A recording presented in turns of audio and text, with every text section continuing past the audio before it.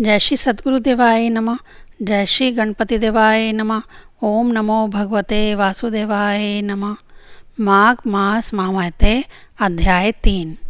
मृगश्रृंग मुनि के द्वारा माघ के पुण्य से एक हाथी का उद्धार तथा मरी हुई कन्याओं का जीवित होना। विशिष्ट जी कहते हैं, राजन, भोजपुर में उचस्य नामक एक श्रेष्ठ मुनि थे।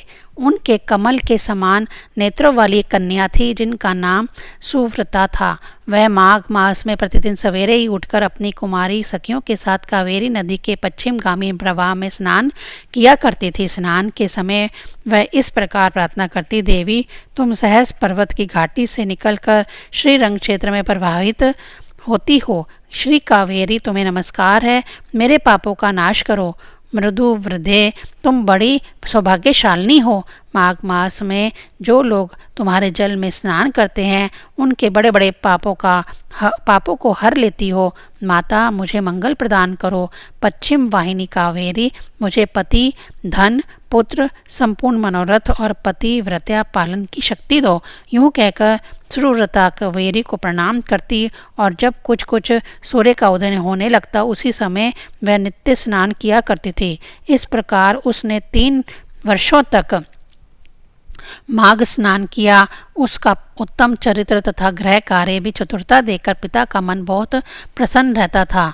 वह सोचने लगे, अपनी कन्या का विवाह किससे करूं। इसी बीच में कुत्सत मुनि ने अपने पुत्र ब्रह्मचारी वत्स का विवाह करने के लिए उचत्सय की सुमुखी कन्या सुव्रता का वरण करने का विचार किया। सुव्रता बड़ी सुंदरी थी, उसमें अनेक शुभ लक्षण थे। वह भीतर बाहर से शुद्ध तथा निरोग थी। उस समय उसकी कहीं तुलना नहीं थी। वत्स मुनि ने उससे विवाह करने की अभिलाषा की।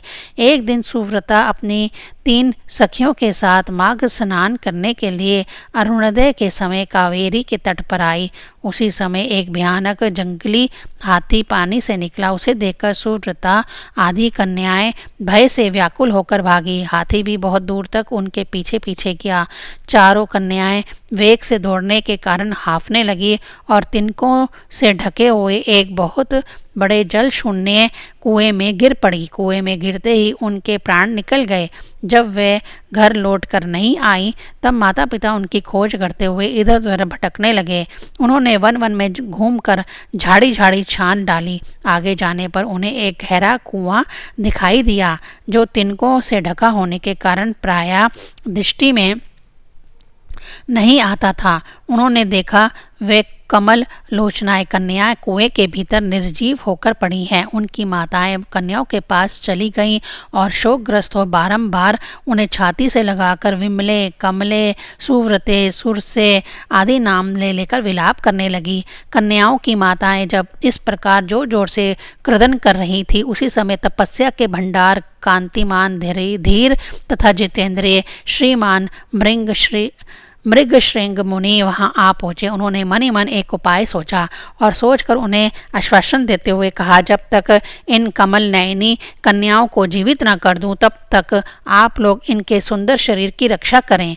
यूं कहकर मुनि परम पावन कावेरी के तट पर गए और कंठ भर पानी में खड़े हो मुख एवं भुजाओं को ऊपर उठाए सूर्यदेव की ओर देखते हुए मृत्यु देवता की स्तुति करने लगे। इसी बीच में एक समय वही हाथी पानी के भीतर से उठा और उन ब्राह्मण मुनि को मारने के लिए सूंड उठाए बड़े वेग से उनके समीप आया। हाथी का क्रोध देखकर भी मुनिवर मृगश्रृंग जल से विचलित नहीं हुए, अपितु चित्र लिखित से चुपचाप खड़े रहे।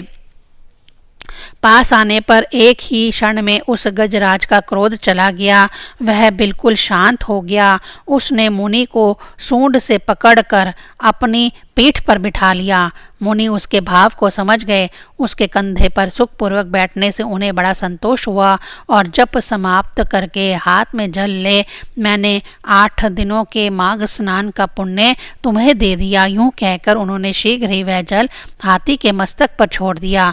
इससे गजराज पाप रहित हो गया और मानो इस बात को स्वयं भी समझते हुए उसने प्रलयकालीन मेघ के समान बड़े जोर से गर्जना की। उसकी इस गर्जना से भी मुनि के मन में बड़ी प्रसन्नता हुई और उन्होंने कृपा पूर्वक उस गजराज की ओर देखकर उसके ऊपर अपना हाथ फेरा। मुनि के हाथ का स्पर्श होने से उसने हाथी का शरीर त्याग दिया और आकाश में देवता की भांति दिव्य रूप धारण किए दृष्टिगोचर हुआ। उस रूप में उसे देखकर मुनीश्वर को बड़ा विस्मय हुआ। तब दिव्य रूपधारी उस जीव ने कहा, मुनीश्वर, मैं कृतार्थ हो गया, क्योंकि आपने मुझे अत्यंत निंदित एवं पापमयी पशु योनि से मुक्त कर दिया। दयानिधि, अब मैं अपना सारा वृत्तांत बतलाता हूँ, सुनिए। पूर्व काल की बात है। निषद नगर में विश्वगुप्त नाम से परम प्रसिद्ध धर्मात्मा तथा स्वधर्म पालन में तत्पर एक वैश्य रहते थे। मैं उन्हीं का पुत्र था।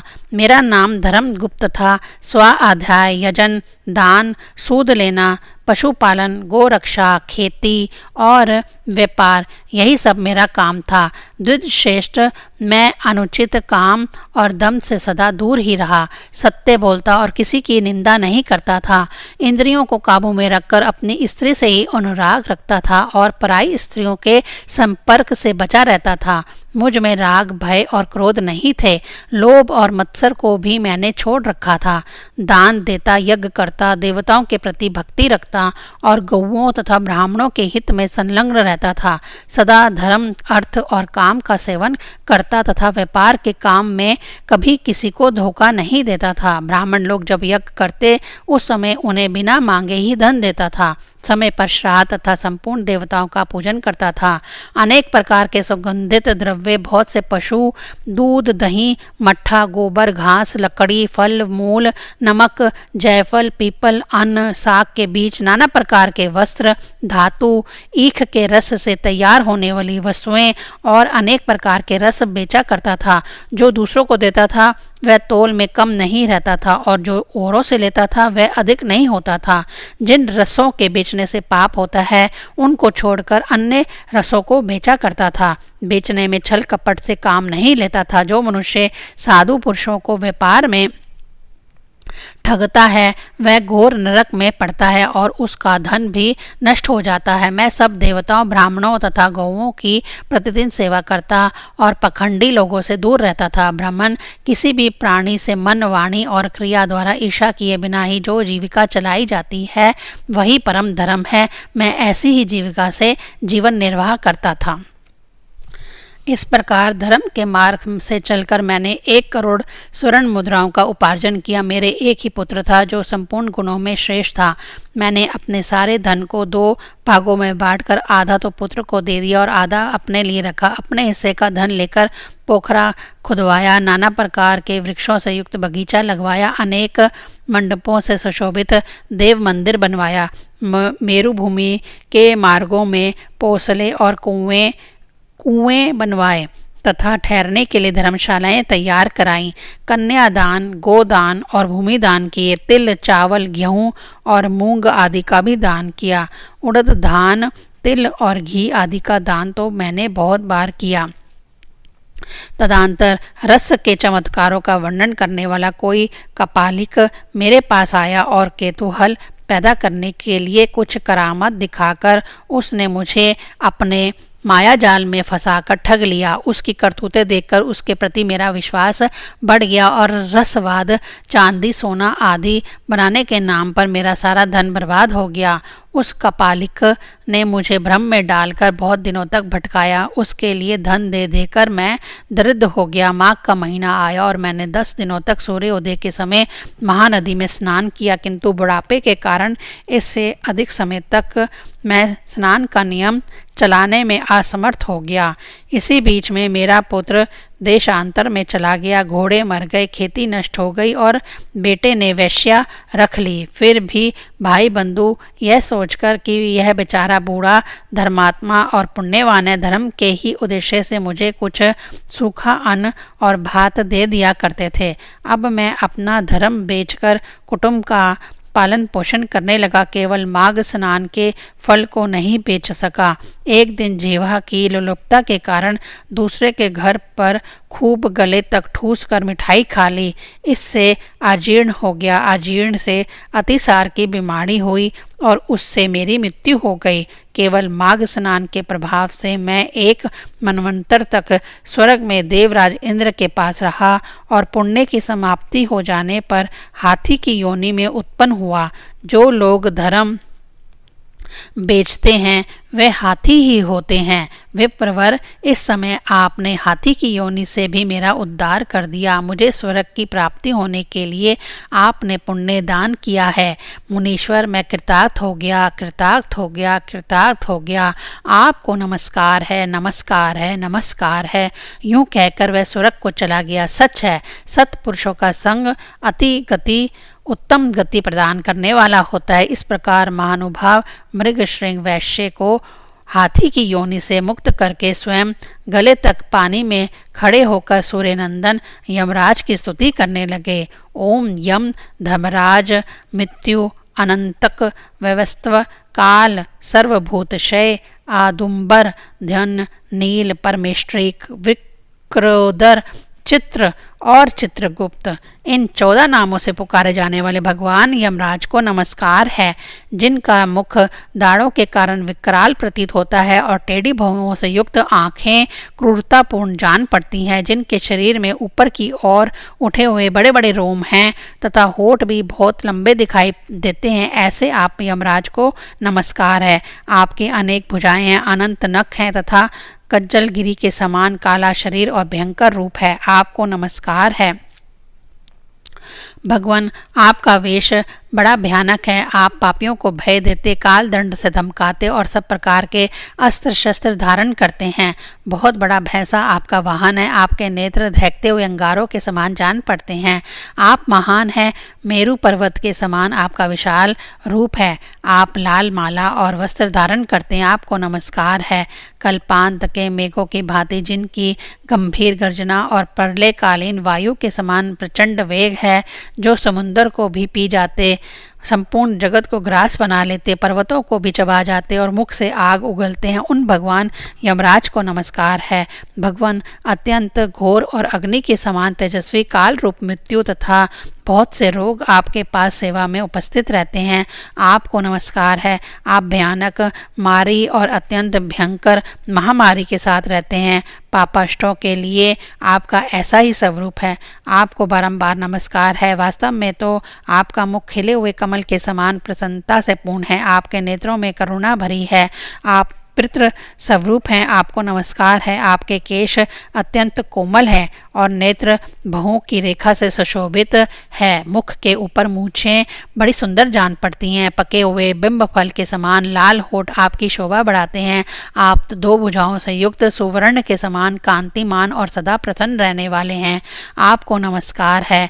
आप सब प्रकार के आभूषणों से विभूषित रत्नमय सिंहासन पर विराजमान, श्वेत माला और श्वेत वस्त्र धारण करने वाले तथा श्वेत छत्र से सुशोभित हैं। आपके दोनों ओर दिव्य नारियां खड़ी होकर हाथों में सुंदर चवर लिए डुला रही हैं। आपको नमस्कार है।